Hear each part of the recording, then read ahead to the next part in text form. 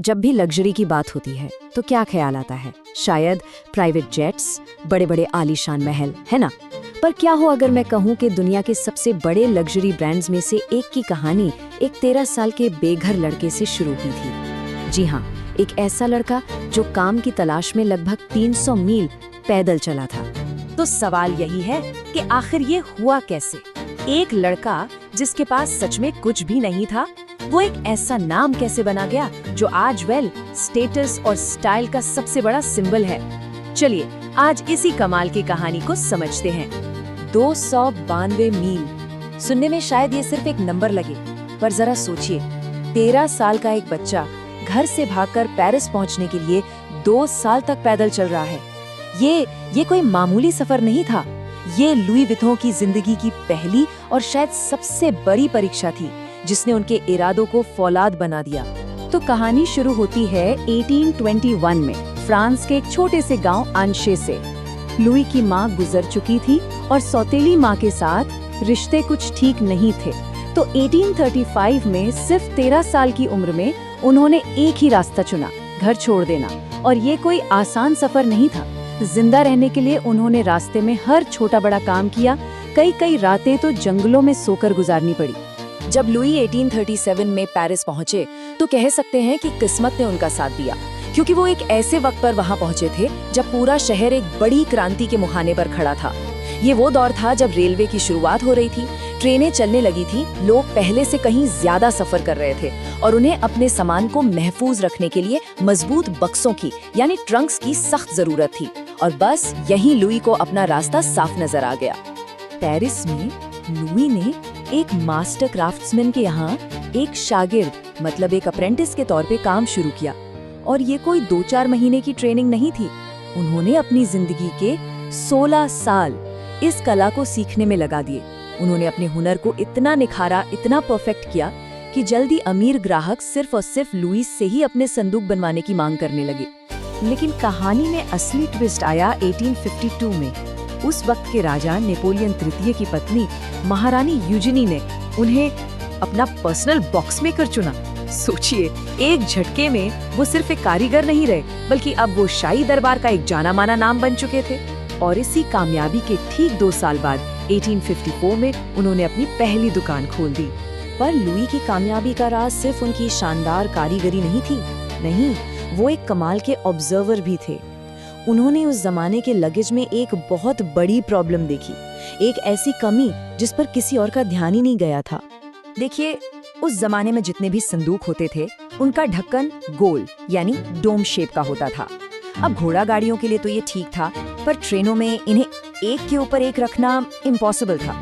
सामान बहुत जगह घेरता था। तो 1858 में लुई ने एक ऐसा इनोवेशन किया जिसने सब कुछ बदल दिया।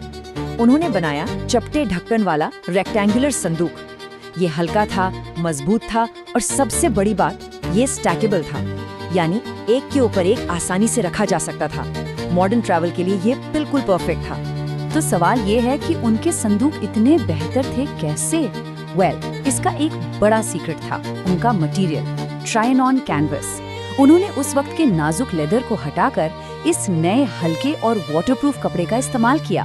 अब सुनने में ये शायद एक छोटा सा बदलाव लगे, पर यकीन मानिए, इस एक बदलाव ने लगेज की दुनिया को हमेशा के लिए बदल कर रख दिया। और फिर जब स्वेज नहर खुली तो लुई विटॉ का नाम फ्रांस से निकलकर पूरी दुनिया में फैल गया। उनके बनाए ट्रंक्स अब सिर्फ सामान रखने के बक्से नहीं थे, ये दुनिया के सबसे अमीर और पावरफुल लोगों के लिए एक स्टेटस सिंबल बन गए थे। खास तौर पर भारत के महाराजाओं में तो इनके ट्रंक्स को लेकर एक अलग ही दीवानगी थी। इस दीवानगी का अंदाजा किस्से से लगाया जा सकता है। कहते हैं कपूरथला के महाराजा ने एक बार में 60 अलग अलग ट्रंक ऑर्डर किए थे और हर एक ट्रंक एक खास मकसद के लिए था। कपड़ों के लिए अलग, जूतों के लिए अलग, यहाँ तक कि तलवारों के लिए भी अलग ट्रंक। इससे पता चलता है कि उनके प्रोडक्ट्स कितने जरूरी और कस्टमाइज्ड हो चुके थे। तो सब कुछ बिल्कुल परफेक्ट चल रहा था, बिजनेस आसमान छू रहा था। लेकिन फिर आया साल 1870 और अपने साथ एक तबाही लेकर आया। फ्रैंको प्रशियन युद्ध छिड़ गया और पेरिस तहस नहस हो गया। हालात इतने बिगड़े कि लुई को अपनी जान बचाने के लिए सब कुछ छोड़कर एक रिफ्यूजी कैंप में शरण लेनी पड़ी। जरा उस पल को महसूस करने की कोशिश कीजिए। सालों की मेहनत से खड़ा किया गया एक साम्राज्य, सब कुछ एक ही पल में मलबे का ढेर बन गया। जब युद्ध के बाद वो वापस लौटे तो उनकी वर्कशॉप खंडर हो चुकी थी, उनके कीमती औजार सब चोरी हो चुके थे। वो वापस वहीं पहुंच गए थे जहां से उन्होंने शुरू किया था, जीरो पर। लेकिन कहते हैं ना, असली हीरो वही होता है जो गिरकर उठना जानता हो। और यहीं पर लुई की असली जीनियस सामने आती है। जहां बाकी लोगों को सिर्फ तबाही और बर्बादी दिख रही थी, वहीं लुई को एक मौका दिखा। उन्होंने हार नहीं मानी, बल्कि उन्होंने फैसला किया एक नई और पहले से भी ज्यादा मजबूत शुरुआत करने का। और उनकी कमबैक स्ट्रैटेजी कमाल की थी। सबसे पहले उन्होंने शहर में एक ऐसी स्ट्रैटेजिक लोकेशन चुनी जो रेलवे स्टेशन और बड़े होटलों के पास थी, मतलब जहां उनके अमीर ग्राहक इकट्ठा होते थे। दूसरा, युद्ध के बाद प्रॉपर्टी के दाम गिरे हुए थे, तो उन्होंने इस मौके का फायदा उठाकर कम कीमत पर एक नई दुकान खरीद ली। और तीसरा और सबसे जरूरी, उन्होंने अपनी रेपुटेशन, अपनी साख का इस्तेमाल करके अपने बिजनेस को फिर से खड़ा कर दिया। और यही इस पूरी कहानी का सबसे बड़ा टेक अवे है। लुई विटॉन सिर्फ एक संदूक बनाने वाले नहीं थे, नहीं, वो एक इनोवेटर थे, एक प्रॉब्लम सॉल्वर थे। उन्होंने ये समझा कि दुनिया बदल रही है, लोगों के सफर करने का तरीका बदल रहा है, और उन्होंने उस बदलती दुनिया की जरूरतों का एक सॉलिड सॉल्यूशन पेश किया।